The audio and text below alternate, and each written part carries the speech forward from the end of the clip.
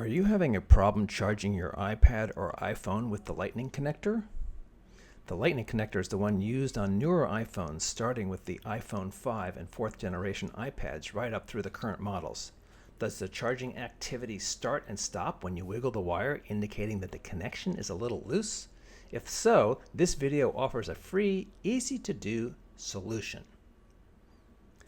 First, especially with iPhones that spend a lot of time in linty pockets or purses, make certain that there is no lint or dirt inside the little hole where you plug in the charging wire.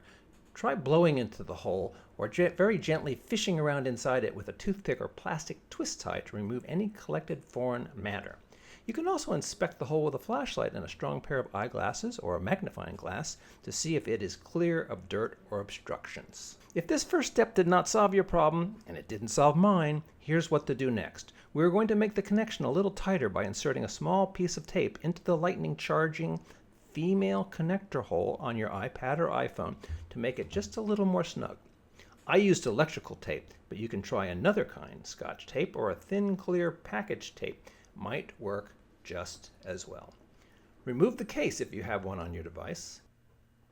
Cut a tiny rectangular piece of tape about 1/2 inch or 1 1/4 centimeters long and just under 1/4 inch or about 1/2 centimeter wide. It needs to be narrow enough to slide into the charging slot without hitting the sides.